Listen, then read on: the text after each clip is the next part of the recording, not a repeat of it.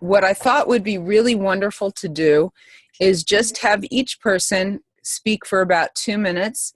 Tell me a little bit about where you're coming from, as far as not necessarily your location, but where you're coming from as far as spiritually, and maybe a little bit about what you hope to get from the group. Or, if you don't know and you just thought it was a great idea, that's okay too. So we'll just spend a couple of minutes doing that, and then I'm going to talk a little bit about the Parsha.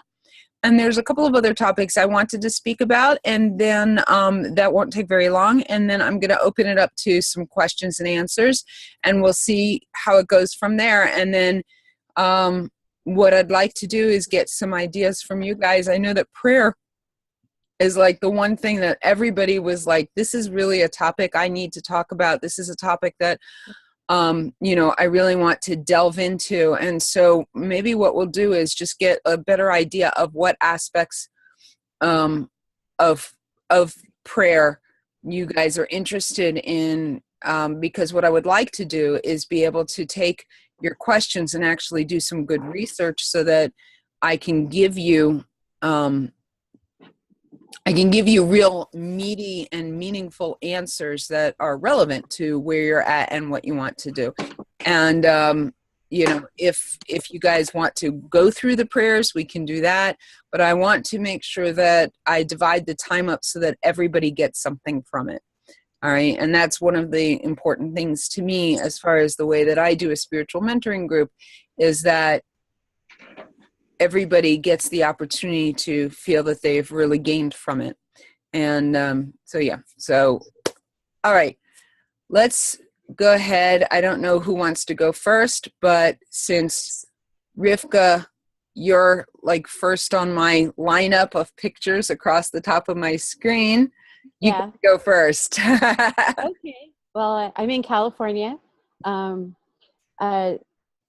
now, honestly, I'm suffering from very severe agoraphobia. Okay. And I'm finding it very difficult to really do anything. I'm just kind of frozen, and then I know the things that I should be doing and that I really want to be doing, and then I think about them, and then I get really just overwhelmed in my head and worked up in all the details, and then I just freeze up. And then I end up doing nothing, which makes me feel even worse. And then the spiral just goes from there. Sure. Have you ever heard of there's a motivational speaker. Her name is Mel Robbins. Have you ever seen any of her TED Talks? No. Okay. So write down the name Mel Robbins, M-E-L. And she has a TED Talk. You're going to love the title of this TED Talk. It's How to Stop Screwing Yourself Over. And then I recommend you watch that one first.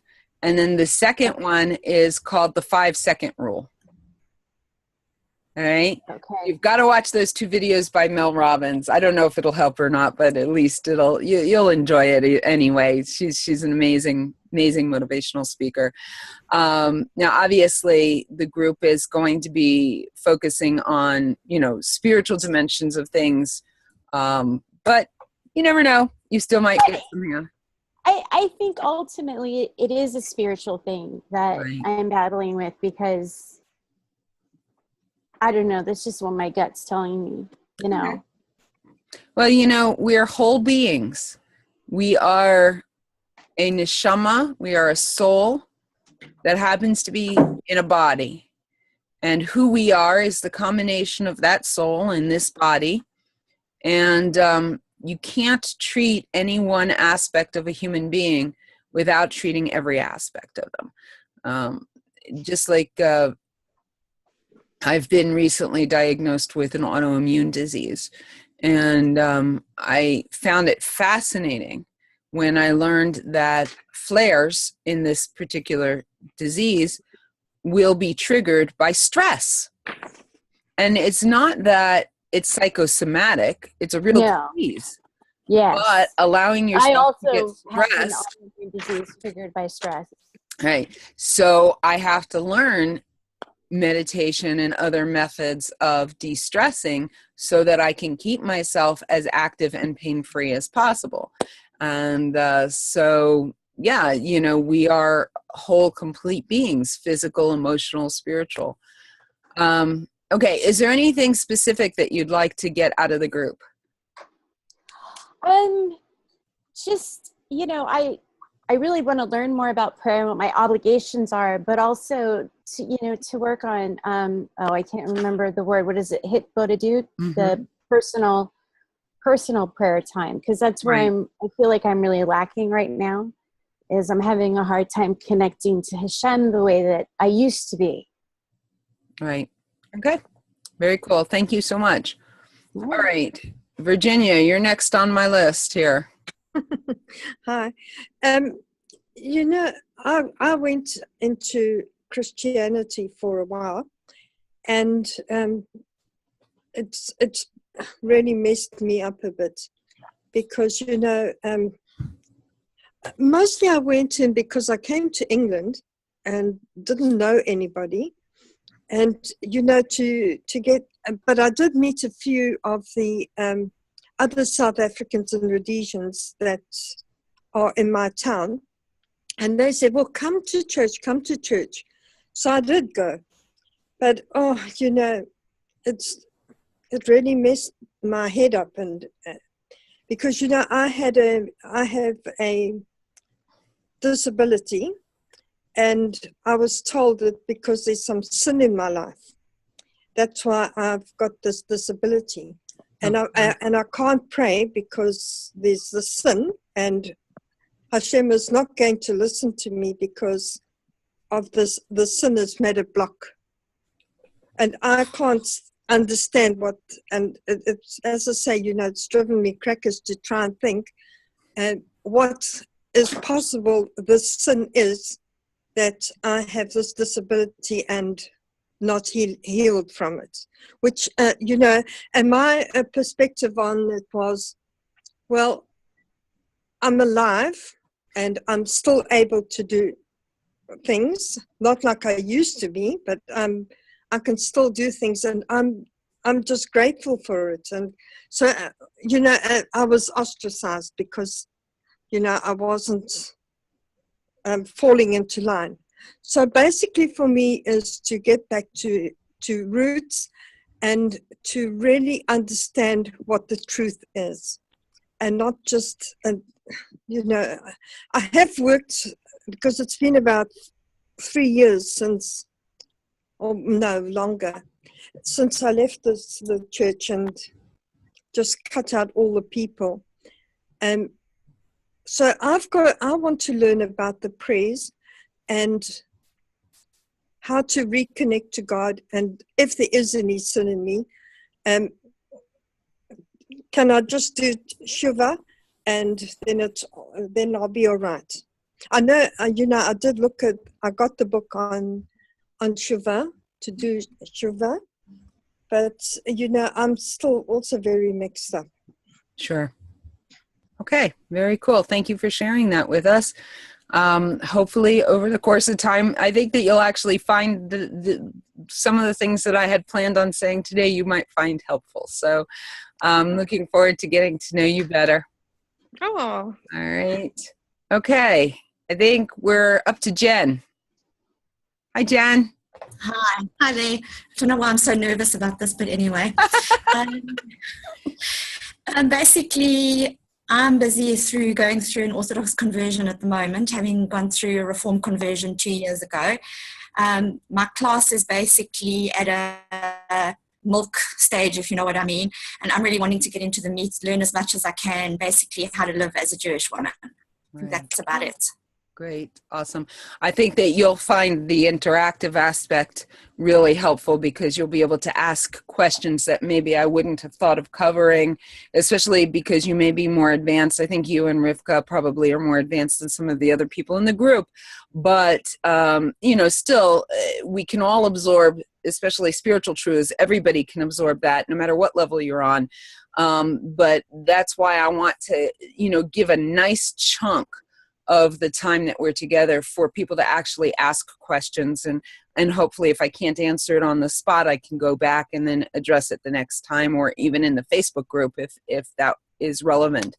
So I'm very, very glad to have you as part of, I mean, I've been walking along this journey with you along the way for so long, and I'm very honored to be part of this part of your life. And so thank you so much for joining us. Really, I'm excited. Okay, Marion. Okay, I have no idea how this works. You're doing fine. You can hear me? Okay. I mean, this was my first time on Zoom. I have no idea. I can see you. I can hear other people. But to kind of encapsulate it, given that I am over 70, but I was raised Roman Catholic, converted over 50 years ago when I married my husband, conservative. That's what his family is. That's the only picture of Judaism I ever had. And I found it somewhat, for me, lacking. And so we had looked at reform. We became unaffiliated. And I guess about three or 4 years ago, this door opened up to take a class called Toward a Meaningful Life with Simon Jacobson's. And it's like, hello, light bulb. This is what Judaism is about. And I decided that I wanted to go further. And I went to my husband. I said, let's see what this is all about. Would you be interested in going further with me? And I had reached in our community at that time, South Carolina, there was Chabad, Conservative and Reform. And we went to the retreat and said, oh, my husband put on tefillin for the first time in 50 years. Wow. And it was like, because it was almost like he had to convert with me to go the next step, to undergo a halakhic conversion. But he had to be willing to live the lifestyle. He had to want to do it. Right. So we've been on this journey for, I guess, a good number of years, because I finished the conversion about 2 years ago.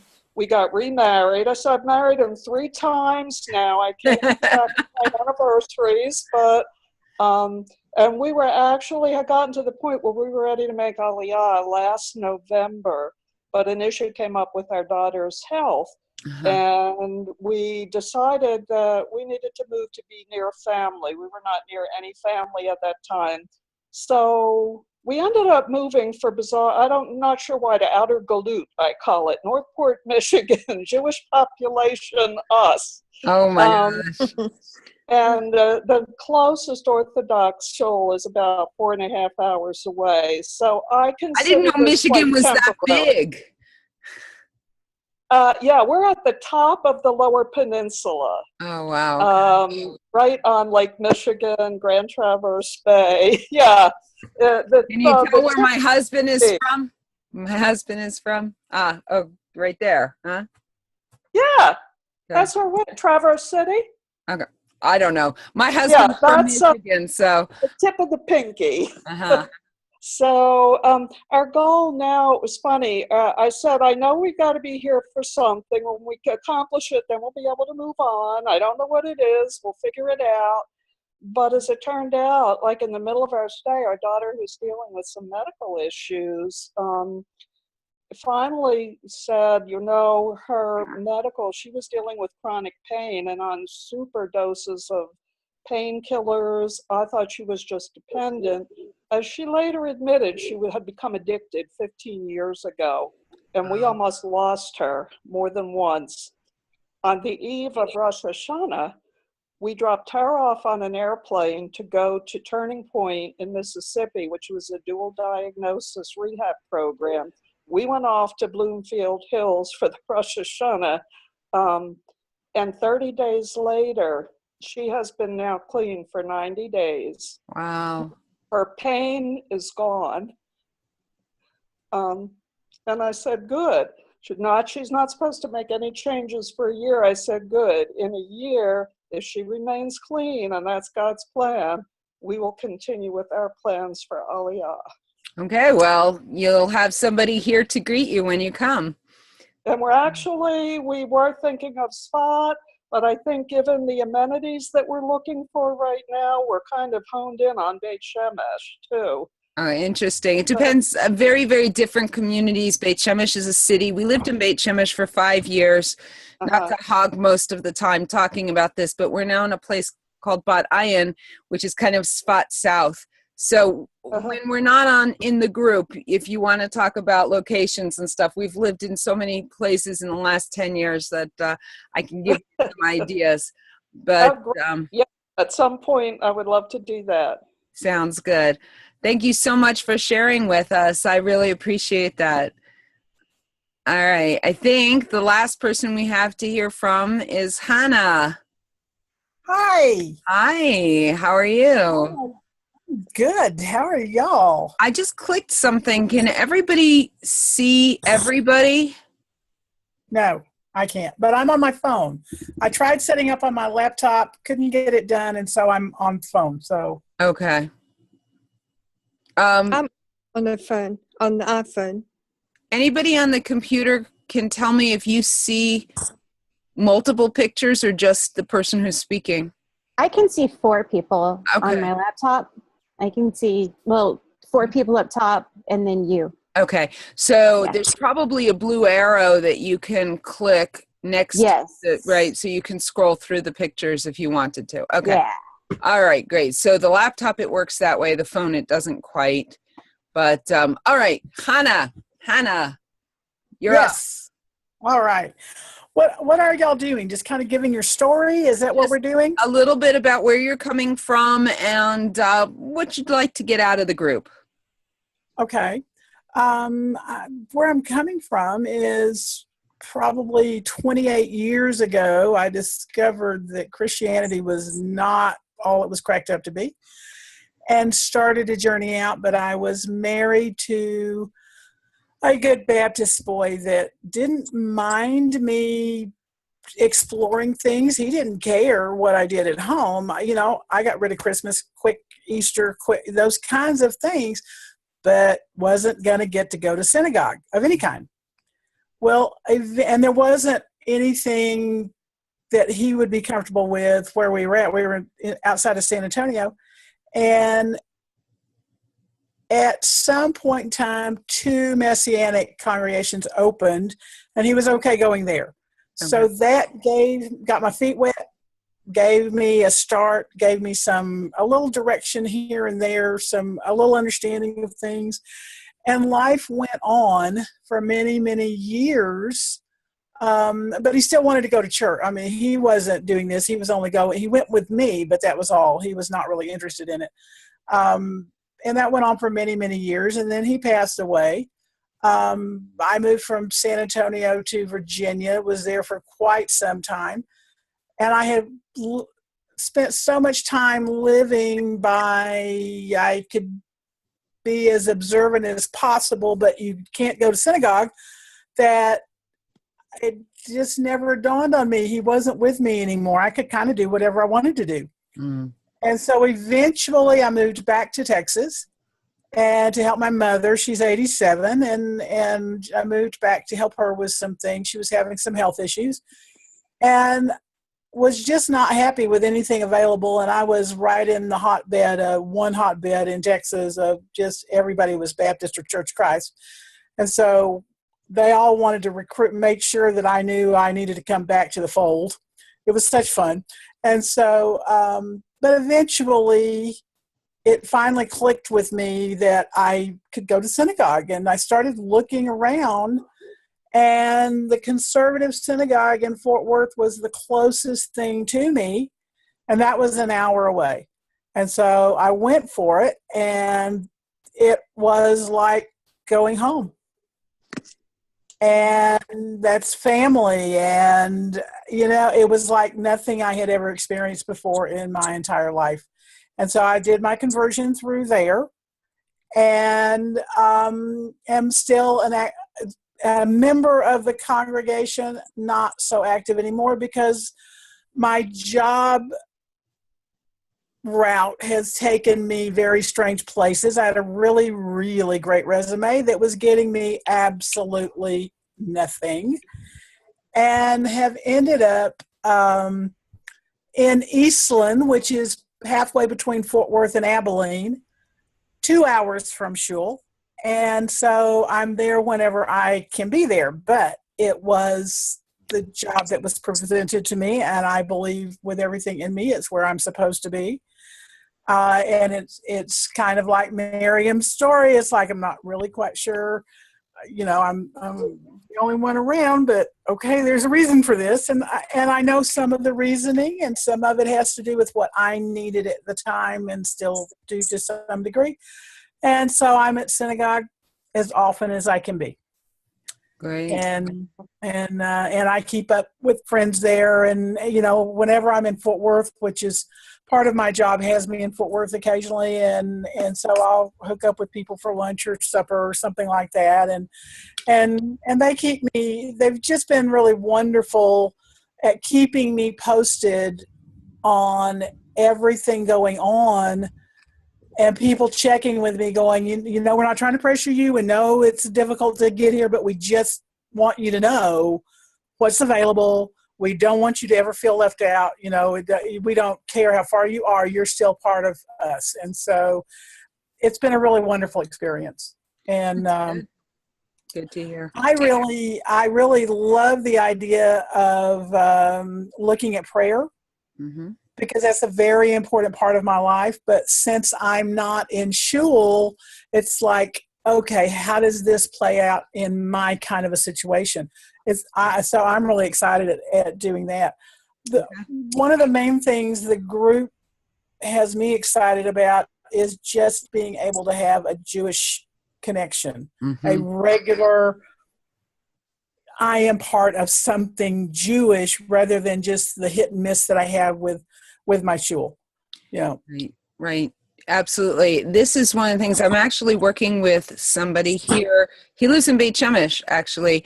But we are hoping to create, he started an organization called Via Hafta. And one of the things that we've discovered is that a lot of times, most of you are probably not in this stage for a variety of reasons. But when there are a lot of organizations that are out there that try to bring Jews back to the fold, right? They're outreach organizations, and many of them also help with conversion for non-Jews to convert to Judaism, or you have other organizations that work to get people converted to Judaism. But what happens oftentimes is once we've converted, once we've become observant, they assume that we just kind of become part of the community and we know how to assimilate into the community and we're absorbed into it, and that's the end of it, and they don't need to do anything else. And 10 years down the road, many of us are still feeling like we don't quite get it, or we don't quite fit in, we don't really have a sense of community. And community is extremely important, especially in Judaism. And so in fact, that's what has kept the Jewish people still existing today. And so Via Hafta is going to be creating a virtual community so that people have a place to connect after they've converted, after they've come back to Judaism, so that they're not kind of on their own, so to speak. And I feel like it's really super important, especially for those of you who are kind of out in the middle of nowhere. There needs to be kind of, a chevra, a group of people, a community that you feel like you're a part of, you feel like you belong, you feel like you're getting spiritual nourishment, you feel like you've got a friendship and a safe place that you can come to talk and to bounce your ideas off of people and to grow spiritually. I think, if I'm not mistaken, aside from me, Jen is the only one in this group who is actively physically connected in the real world to a community. Is that correct? Did I miss somebody? Let's see. No, I think so, because being agoraphobic, I don't go anywhere, so I'm not connected that way. But also, I do live in an area of California that surprisingly enough has no Jews. It's our family, and there's an Orthodox, there's a Chabad about an hour and a half one direction, and a Chabad about an hour the other direction, and then a conservative congregation about an hour the other way. So I'm right in the middle of three, but yeah. All right. So Have all of us also been involved in the church at some time? It kind of sounds like that. I didn't share that about myself, but I noticed other people shared that they had gotten, I was a missionary with Chosen People Ministries for about 10 years at one time. So yeah, Jen, did you also come from a Christian background? Yeah, definitely. Till I was about 45. Yeah, 5 years ago. Yeah. Okay. So yeah, it definitely seems to be that is a connection that we've got here. Okay, wonderful. Thank you so much for sharing with me. Next week, there's a couple of people who are going to be with us who aren't with us live right now. So hopefully we'll get to hear from them a little bit about where they're coming from. But now we have a face and a story and a little bit, so we'll understand where questions are coming from and where everybody's coming from.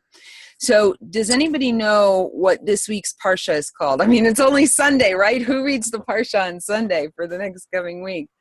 But I'm going to give you just a little bit of a quick background so that now when you sit down and you read the Parsha, you've already got it in your head.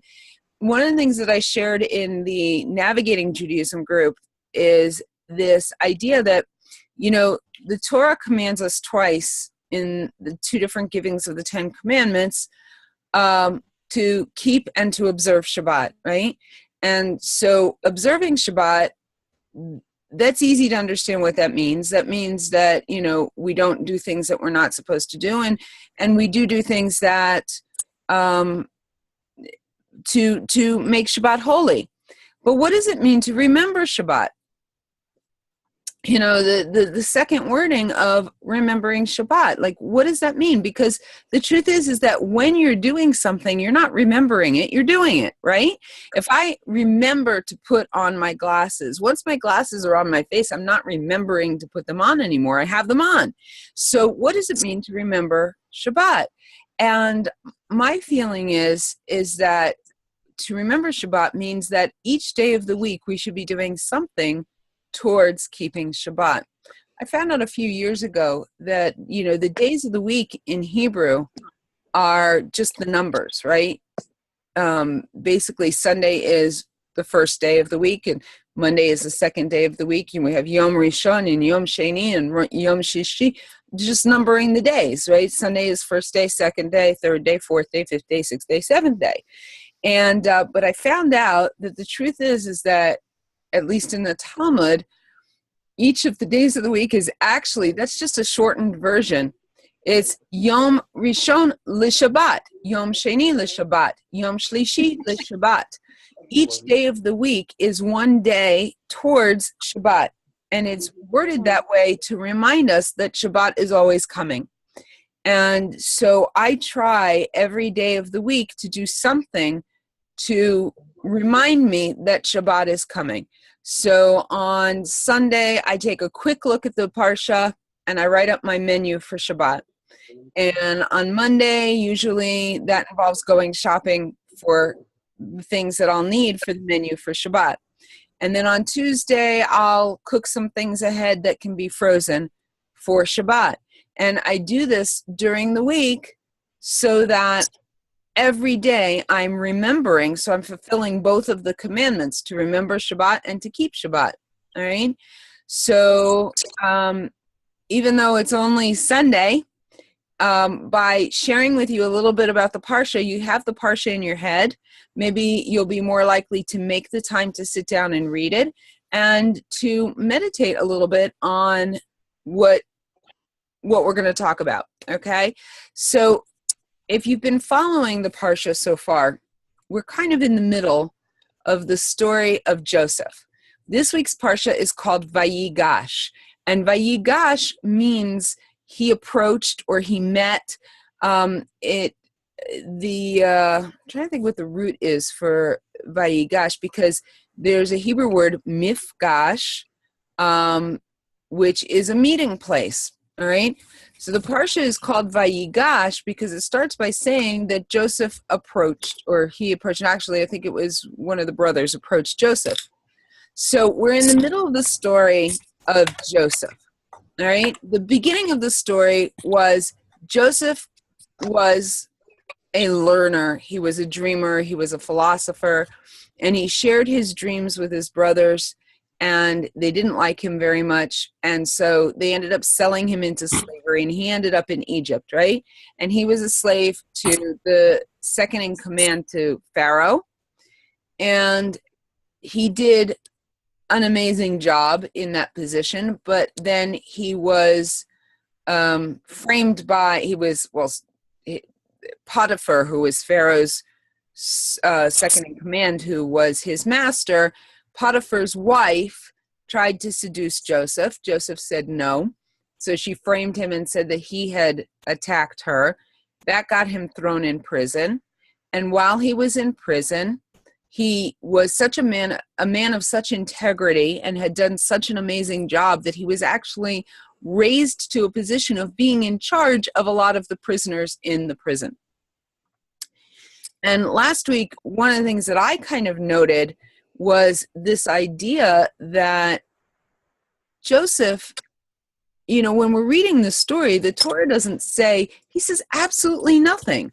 The only thing he says, like in the whole story, is when Potiphar's wife is trying to seduce him, he says to her, your husband has put me in charge of everything he owns except you. He said, you're his wife, but he's given me everything in my hand except you because you're his wife. Why would I sin against God and him by doing this thing? Right? And then, of course, she frames him, and then he gets thrown in prison, and nothing is said. Then two of the prisoners that are in his charge, the king's cupbearer and the king's baker, have dreams, and Joseph interprets those dreams for them. And then we finally have basically the first complaint from Joseph, where when the cupbearer is restored to his position, he asks him to remember him to Pharaoh that he might be released from prison, right? So that's basically like the end of, I guess that's the end of last week, not this past week's parsha, but the week before. And then 2 years go by, the cupbearer completely forgot about Joseph, and the king has this dream, and he needs it to interpret it, and suddenly the cupbearer realizes that it might be to his advantage to recommend this interpreter of dreams for him, and it might get him in a good stead with the king. So he says, king, I don't need to bring up, bad memories or whatever, but, remember I was in prison and there was this Hebrew slave, and it turns out that he knows how to interpret dreams, and maybe you want to bring him out to interpret your dream. All right. So the interesting thing is that he didn't remember him to Pharaoh, but then something happened that he had to remember him to Pharaoh. So that was kind of interesting coincidence. But so he comes, and then he interprets the dream, and the dream means that there's going to be 7 years of plenty and 7 years of famine. And then Pharaoh says, you're going to be in charge of the entire country. You're going to make sure that we are saved through this trial, right? So then what happens is there's a famine in the entire land, including in Israel. Joseph's brothers, Jacob sends Joseph's brothers to come to Egypt to buy bread. And it says that Joseph recognized his brothers, but he made himself a stranger to them. And now we're in the middle of the story where Joseph has set his brothers up because he wanted to have time alone with his youngest brother. He only has one full brother. That's Benjamin, right? Because Rachel had him and then didn't have any more children, and then died while giving birth to Benjamin. So of all of his brothers, his 11 brothers, only one of them is his full brother. And he wants he wants to be with him. He wants to spend time with him. And so he sets up this whole thing where he frames them and makes it look like they stole stuff. And then he tries to keep Benjamin, and his brothers are like, no, please, if we don't come back with Benjamin, our father is going to die of grief. All right. And so finally, in the course of this story, Joseph reveals who he is to his brothers. He says, I'm Joseph. Of course, they're shocked and they're afraid because they figure, wow, I mean, he's gotten to such a powerful position. He's going to kill us, right? And what does Joseph say to them? We're in Bereshit in Genesis chapter 45, and he says, and now you did not send me here, but God, he made me like a father to Pharaoh, a lord over his entire household, and a ruler over his entire land, the land of Egypt. So, and we know in 3 chapters from now, Joseph will say to them the famous quote, what you intended for evil, God intended for good. But what was really fascinating that I talked about last week was this idea that Joseph found himself in a horrible situation. I don't know about you, but I'd be complaining left, right, and center if it was me being framed and sold into slavery, and then being framed and then thrown in prison and forgotten about. I would be complaining all over the place, right? But Joseph didn't do that. He just did his best. And in the Haftorah for last week, was from Amos. It says something really fascinating. It says that can evil occur in a city and God did not create it?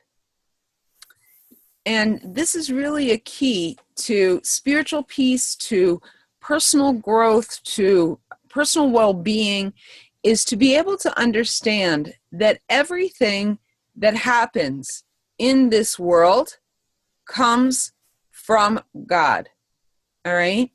And that if we can understand that there's always a reason for us to be somewhere.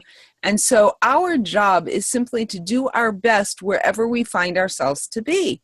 Because in the end, it's all from God's hand. But there's something, I'm sure you guys are familiar with the term, but I'll explain it anyway. There's a term in Jewish thought called hashgacha pratit, or if you live in an Ashkenazi community, maybe hashgacha pratis. But, and that means divine providence, okay? That is the concept that God is active in our lives and he's intervening in our lives. And one of the things that we do in our family at our Shabbat table at Sudat Shlishi, which is the third meal, is that we ask people to bring a Hashgacha Pratit story to the table. And the reason that we do this is because when you know that somebody is asking you to share what God's been doing in your life, you're going to keep your eyes open for God's hand in your life. And the more you're looking for it, the more you're going to see it happening.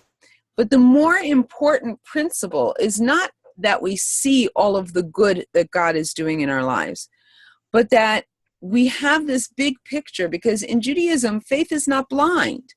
Judaism, the idea of faith is that we trust based on a track record. Just like with your spouse, for example, you can trust your spouse because they have a track record that allows you to trust them. And I often compare faith to sitting in a chair, right? At some point you're standing and all of your weight is on your feet, right? But in order to sit in the chair, at some point you have to stop being in control of your weight and trust that the chair is going to catch you when you let your weight go into the chair. And faith is kind of like that. I wouldn't do it if I didn't think that the chair could hold me, right? I can sit in a chair, I can release my weight to the chair because I have a history with chairs. I know from this history that when I sit in a chair, the chair is going to hold my weight. I wouldn't do it on a cardboard box, right? Because I don't have a history of cardboard boxes being able to support my weight. And in the same way, we trust God because we have a track record of God doing good in our lives. And the reason that this is important is so that when we have something happen that seems bad, we already have this track record of God doing good in our lives. We know that God wants to do good in our life. And so we can understand, we can have the faith that this too, even though it doesn't look good, is also for our good. And to remember that we don't have access to we don't see things from the same perspective that God sees them, but we also don't have access to the information that God sees. There's a talk that I did, actually the video is available on nativ.org. One of the videos is my story, and the other one is how to know that God loves you and why bad things happen. And I'm not going to waste our time because we only have about 15 minutes or so left. But I won't tell you the whole story. But I basically believe that there are 4 reasons that things that seem bad happen to us. All right. And if you watch the video, you'll get the whole explanation. But the 4 categories are: sometimes we do draw negative things into our lives, and that's because we were created with the power to create reality through our speech and through our thought. But and that does come from the Tanakh, which I can share with you if you ask me, maybe even in the Facebook group. I'll give you the references. But so sometimes we draw negativity into our life, but most of the time what happens is that we don't realize, because we see from a very limited perspective, that whatever is happening because it's going to actually bring about our eventual healing. That's the second reason. The third reason is that we're in training for something more important. I give little stories along the way. The healing one has to do with a baby with a diaper rash, and the training has to do with being in the Army. And the fourth reason is sometimes we need a course correction. If you think about a child who is behaving in a way that is not desirable, you're going to punish them not because you want revenge, but because you want them to change that behavior. So sometimes things happen in our life because we need to change the direction that we're going in. So there are all of these reasons that bad things happen, or seemingly bad things happen, but they're really not bad, even though we can't possibly imagine how they could be for the good. How could the loss of a child, or how could a devastating disease, or the Holocaust, for example, be good?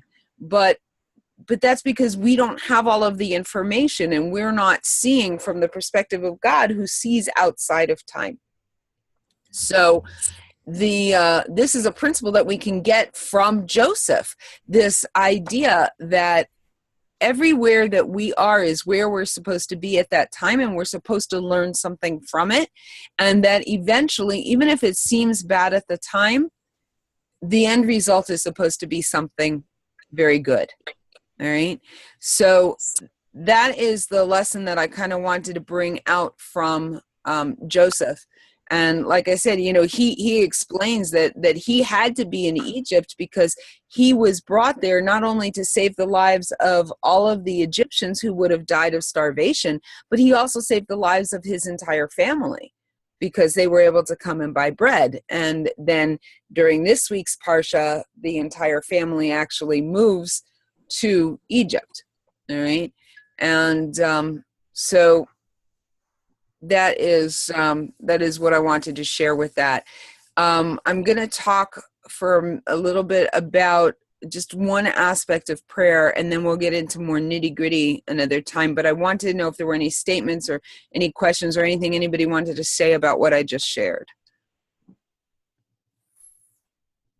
I greatly appreciate the reminder. I learned that lesson a long time ago and have been through a few things, health and a few other things, over the last few years that kind of knocked it out of me, maybe not quite so secure, etc., maybe helped me forget, however you want to phrase it. I have not been operating from that position. So I appreciate the reminder greatly. My pleasure.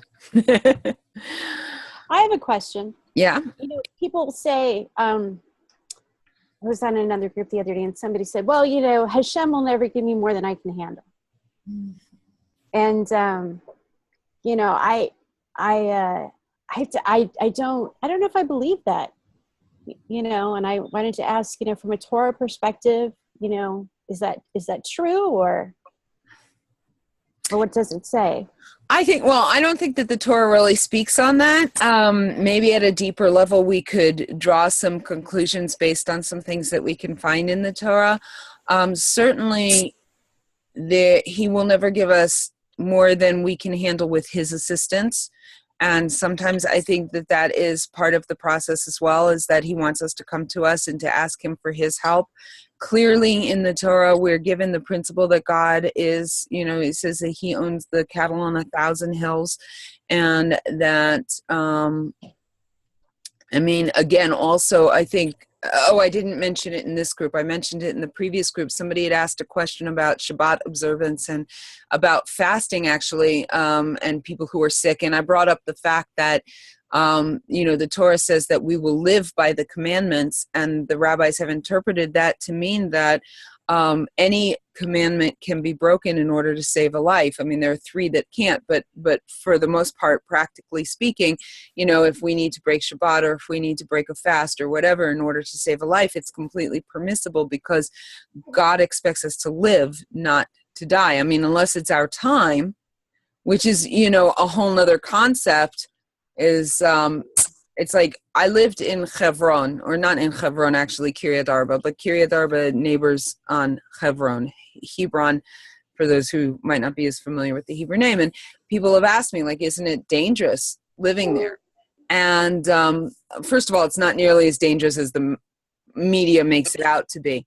But, you know, I can choose to live my life from a place of fear, or I can choose to live my life from a place of understanding that God's in control of when I live and whether I live or whether I die. And when it's my time to go, I will go no matter where I am, whether it's in the middle of, someplace in Israel, or whether it's crossing a street in Baltimore, or wherever I may be. If it's my time to go, then I will go. But back to your question of, you know, does God give us more than we can handle? I think he does sometimes, but it's because he wants us to ask for help. I don't think that he gives us more than we can handle along with his help. And sometimes it's very hard for us to remember we're in the middle of stuff. It's much easier for us to complain and to cry than it is for us to cry out for his assistance. And there's certainly nothing wrong with it. When I was in the church, that was one of the things that I think stands out in my mind, is this idea that, there's something wrong with you if you're crying because you feel like you've got too much on your shoulders. But if we look at the example of King David, I did a class last year. We only got through the first 11 Psalms, but we looked at each of the Tehillim, each of the Psalms. And one of the classic things about David is he starts out by saying, you know, God, you are completely in charge of everything. You are the omnipotent, omniscient, omnipresent God of all things. Everything is in your hands. You're in charge. And everything that happens to me, I actually deserve a whole lot worse. But would you mind making it stop? Because I'm having a hard time here. And he taught us through the Psalms that it's okay to ask God to stop. It's okay to, we acknowledge that he is who he is. We're grateful for everything that he has given us, and we can ask him to relieve us of whatever it is that we're going through. And I think that what is coming to mind right now is this idea. There's in the book of Daniel, chapter 9, of all places, Daniel is going through this prayer because he thinks that God has, God forbid, reneged the prophecy of Jeremiah that the Jews were going to go back to Israel and rebuild the temple. And he's going through this long prayer asking God to forgive the people and all of the sin and all of this and that and the other. And it says that from the very first word that he said, the command went out. And so the rabbis have asked the question, why did the angel wait until he had prayed this whole chapter, practically, prayer, if they were sent out at the beginning of his prayer? And the answer is that Daniel's prayer was so precious to God that he wanted him to finish it before he sent the angel to actually speak to him, before the angel interrupted him. And I think that we need to remember that prayer has nothing to do with God. Prayer is about us, and it's about us connecting to God and creating that relationship with him. And sometimes things happen in our lives because I think if we didn't have any challenges, we would never talk to God. You know, it seems like, I mean, there are a lot of people out there who remind us that we need to be grateful and we need to thank God for everything that's happening, that he gives us in our lives. And I think today people are more conscious of the idea of gratitude than maybe they were in previous years. But, you know, sometimes I think that he wants us to need him. And so we get these challenges as a way to need him. It's like when I was diagnosed with this disease, you know, I had several people, one who is a Rebbitzin, who was like, don't give in to the disease. You don't have to suffer from it. She says, my sister has something like it. And she just says, I don't have the disease and it doesn't affect her at all. And this other friend of mine who comes from a Christian background says, I'm going to believe for your perfect healing right now. And I say, great. Both of those are fantastic, wonderful perspectives. But my question is, why did God give it to me? Now, I may never know the answer, but what can I learn from this? How can I use this as a force for good in my life and in the lives of other people? You know, perhaps I've been given this disease because people say, well, you know, it's easy for you to be a motivational speaker. You've never had this wrong with you, or you've never had that wrong with you. And now I can say, well, yeah, I've had that also. You know, I don't know. I don't know why I've been given this challenge, but I've been given this challenge, and now it's my job, just like Joseph, to do my best in the challenge and to rise above it. So that was a long-winded answer to your question. I apologize, but I appreciate it. It was a great answer. thanks. Okay, anybody else? Anybody else have anything to say about that passage? All right, so yeah, go ahead. The one thing that I always like the most about the lesson out of this parsha is the one thing I had read about, that we can be delivered from whatever God has given us in the blink of an eye when it's time. So Right. that why didn't Joseph get out of prison 7 years before when he said, remember me? But when God decided it was time, it happened in the blink of an eye. And I always like to remember that no matter where I am and wherever I'm here right now, that whenever it's time to move on, it can happen very quickly. And that's one of the things I find always helpful to keep in mind. Beautiful. Thank you, Marianne.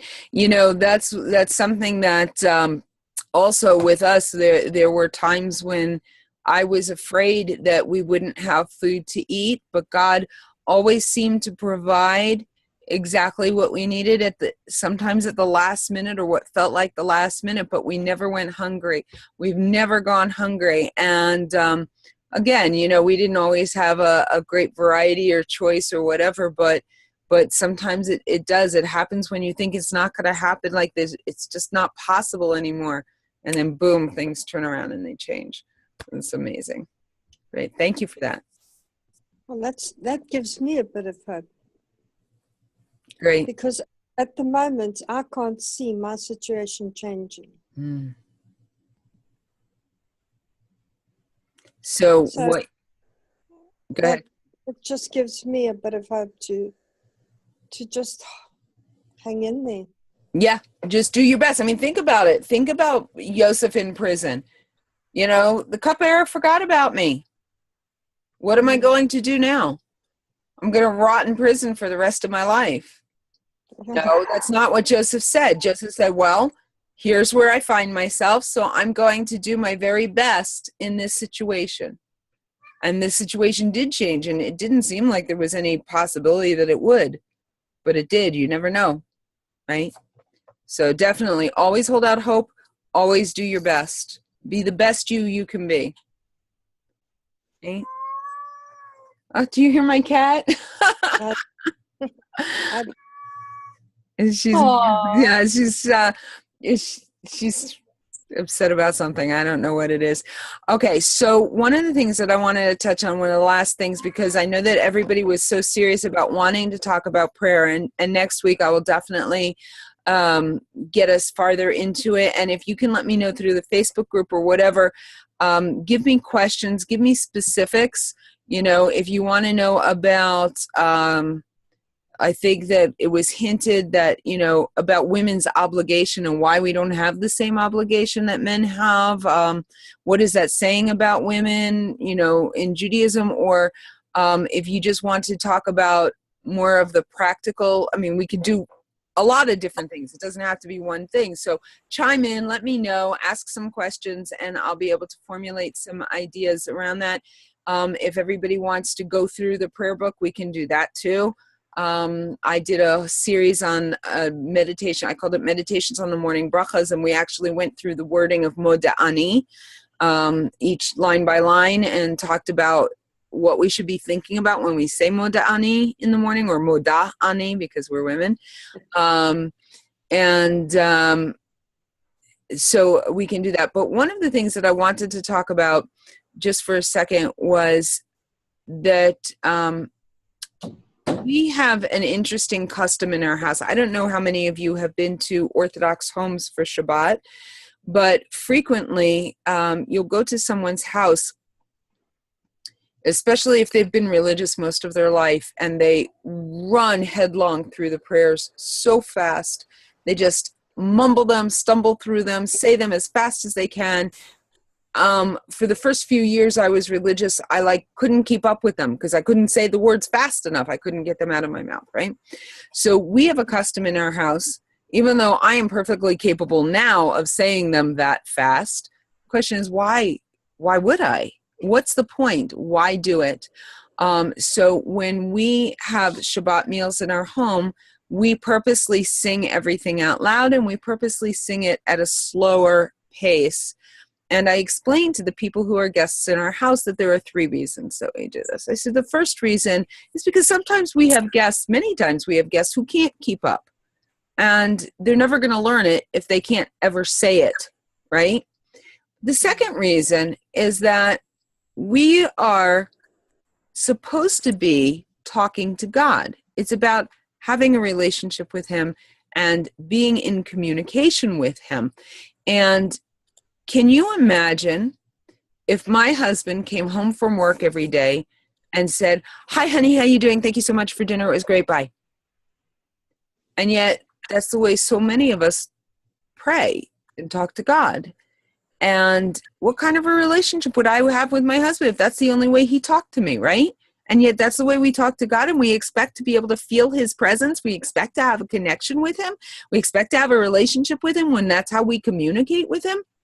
And so on the one day of the week specifically that is set aside for our relationship, our date night with our lover basically is what Shabbat is, to stop and take the time to actually say the words and actually think about what we're saying and talk to God and actually say the words. And it's really interesting because I tell them the third thing is that a lot of times, you know, when somebody's been religious a long time, we've got it all memorized. We don't think about the words we're saying, and we go through it so fast that we actually don't even pronounce the words correctly. And there's a lot of power in words, and there's a lot of power in the Hebrew language specifically. Oh my gosh, just incredible. And so one time, sometimes I give this little talk towards the end of the Shabbat meal, but one time I remembered to give it at the beginning, and we had some yeshiva students with us for Shabbat. And it was very funny because we're singing Eshet Chayil, which is the wife of noble character, and we sing it a lot slower than most people sing it. And the boys actually started to open their bencher because they realized that singing it slowly meant they had to actually say the words, and they realized they didn't actually know them. These guys had been singing them these words for 16 years, since they were 2 years old, right? And they didn't actually know all the words because they never said it slow enough to have to pronounce all the words. And the conversation that happened afterwards was incredible. They had like a light bulb go on about the fact that we're talking to God, and this is about a relationship with God, and that we should stop and take the time to not rush through the prayers, but say them slowly and meaningfully. And, I encourage people who are new to Orthodoxy, especially when you're in synagogue, they go through the prayers very quickly. And it's more important for it to be meaningful to you. So I encourage people, go through, say it slowly enough. If you need to, say it in English. There are some brachas in Shabbat Shacharit that I will read it in the English and then say the Baruch Atah Hashem, the blessing, in Hebrew after I've read the paragraph in English. Now, the amount of time it takes to do that, the shul is already like 2 or 3 prayers later, right? Fine. So then maybe I'll skip 1 or 2. It's okay. Make the prayer meaningful. I'll get more into that next week, and which prayers are considered essential and what the purpose of the prayers from the Siddur actually is, because that's not where you're connecting to God. That's just a jumping off point. That's the duty. The prayers from the prayer book are a substitute for the sacrifices in the temple. They are not the actual fulfillment of your relating to God, all right? But we'll get into that a little bit more next week. But I just kind of wanted to share that the idea that we have to get out of our head and into our heart, that we have to actually think in terms of it being communication between us and God, because it's about a relationship. And some people think that I talk about relationship with God because I'm coming from a Christian perspective. I have news for you. There are plenty of Jewish sources that speak this way too. It's just people have forgotten about it. And there's a book I highly recommend. If you have not heard of it, please put it on your list of books, on your wish list. It's called Battle Plans. It was written by Rebbetzin Heller. Laura Heller, along with the assistance of Sarah Yocheved Rigler. And in the last chapter of the book, she talks about this idea of talking to God like he is our Father, our friend, our lover. I was so thrilled when this book came out because, sometimes people say, I have these different ways of seeing things because I come from a Christian background and maybe it's not authentically Jewish. And so when I'm able to say, well, the Ramchal, he's authentically Jewish, and he said this. The Chofetz Chaim, he's authentically Jewish, and he also said this. And so it's a lot of fun when I can do that. But the book Battle Plans is really great, especially that last chapter, and it talks about hitbodedut, about personal prayer and coming to talk to God. And just to let you guys know, this summer, I have an amazing summer coming. I'm celebrating a very big birthday. I'm also celebrating my 30th wedding anniversary. And it will be 17 years that I've been an observant Jew. And I had been a Christian for 17 years. So it marked the halfway point where I will have been an observant Jew longer than I was a Christian. And so this summer and fall is going to be very big celebration for me because it's like a really, really special place in my life. So, all right. Is there anything else that anybody wants to say before I sign off? We didn't really hear from Jen much, but I don't know if you want. I don't mean to put you on the spot. You don't have to say anything if you don't want. I just want to stop talking for a minute. I wanted to mention that one person, when you talked about prayer and building that relationship, somebody that I've been listening to over the last couple weeks that's very good, Rabbi Manis Friedman, out on YouTube, and talking about building that intimate relationship with that. Why does God need us? And why should that be the jumping off point? And he really is so good in helping me to see about that intimate relationship that I want to build and how to go about that. Awesome. So I just to say I find him very helpful in that realm. Very cool. Great. Thank you, Marion. All right. Anybody else? Do you know what I found a little bit intimidating is the saying the words of the Amoda Ani in Hebrew. Because, you know, with my accent, it's a little bit tricky to get the and all those correct. And so it's a bit disconcerting because I was in Jerusalem twice in 2016. I went in February and went along to the Machon Maya. Do you know Machon Maya? It's near it's on, oh goodness, is it Moshe Kirat in Jerusalem? I'm not sure anyway, what you're talking about. No, I went to this, when you were saying about praying and how quickly they were praying. Now, I don't speak Hebrew, and I don't understand all that very much about it. But they were talking away and, you know, in the prayers.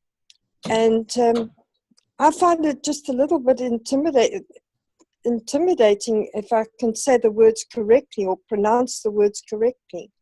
And also, can I ask, is there some way that the prayers can be on audio? I have somewhere, I know that I have a recording of the Shabbat prayers. There was an organization many years ago called Chadesh Media that had each of the davening, that was back when they were still doing cassettes, but I am sure that on the internet you can find recordings of the davening. You know, I would say as far as, hang on a second, Rivka, as far as Moda'ani goes, or as far as your accent goes, you know, just say it the best that you can. I don't think God cares if you say the resh correctly or not. I think God understands my American accent when I speak in Hebrew, even if Israelis don't. So just do your best and pray from your heart while you're speaking the words. And, you know, that's one of the things that, like, especially I think when we leave Christianity behind, sometimes we get so mired in the details of what I must do and what I should do and all the rules, because there are a lot of rules. But as I said in something the other day, Judaism is not about the don't get tos. It's about the do's. It's about, you know, there are a lot of things that we don't do. That's what makes us different from the rest of the world. But that shouldn't be our focus. Our focus should be on what we get to do. You know, I am so blessed that I get to speak to God in the only language that was created by God. You know, I get to bless this food that I'm about to eat, that in the eating of this food, I am fulfilling my highest calling by helping this fruit, let's say this apple, to fulfill its reason for being created. Right? God created this apple to feed somebody. And when I eat that apple, I am helping that apple to fulfill its purpose for being created. And when I make the blessing on eating the apple, to take a moment to think about the fact that I am now going to allow this apple to do what it was created to do, changes everything. And so, you know, don't get all mired in how you're pronouncing it, or did you say enough, or, you know, all of that things. Concentrate on what is it that you're doing as you're speaking these prayers? What is it that, how are you connecting to God in this process? Rivka, you wanted to say something. Yeah, being, living where I do and having a bunch of little kids in the house. My youngest is 8, and then I have grandchildren that live with me. I have gone out of my way to find a lot of resources for the prayers on audio. So I'll there's a website, I can't remember it. I will post it to the Facebook group. Okay. It's Audio Siddur Online. Great. And it's a recording of every prayer and that you can imagine. They're all there. And then also I have a wonderful app on my iPhone that it's made for children, but it's awesome because it leads you through singing the prayers, and it does it very slowly. Nice. And it's a little pricey. I think it was $10, but it's totally worth it because you can actually record yourself saying the prayers, and it'll kind of correct you. Wow. It's got great technology behind it, and so I'll post the name of that on the Great. group. That's also. only for iPhone though? No, I think they have an Android. Okay. Also, I'm not sure. I'm a Mac person, so that's what I know. All right. Well, we'll check it out. Thank you so Yeah. much. That's amazing. Okay. I don't mean to cut you off, but for both Jen and I, it is almost midnight. And so I think that it's probably time for us to say good night. You can always use the Facebook group to ask questions. I will try to answer them as best I can. There may be occasions where I may say not now, because sometimes in our enthusiasm and in our desire to gain more knowledge and connection and understanding of God in a deeper way, sometimes we dig too deep too quickly, and sometimes there's a more surface lesson that we need to learn in that process or whatever. So, also be patient. Sometimes I'm asleep. There have been a few times where I've gone to sleep and I woke up and a post that I have now has 100 comments on it. I was like, whoa, what happened during the night? So be patient, and definitely post though questions that you want addressed or insights that you have that you'd like to share. This is not all about me. I'm more of a facilitator than I am a teacher. I mean, teaching is part of it, but the point is that I firmly believe that you are created with everything that you need to, you are complete. You don't need me to tell you anything. All you need for me to do is help you find what you already know.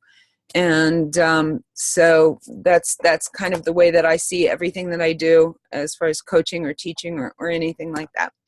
So I am very honored to be a part of this group, and thank you for putting your trust in me, and I look forward to talking to you next week. Thank you. I have Zoomed. Yes. All right. Good night, ladies. Good night.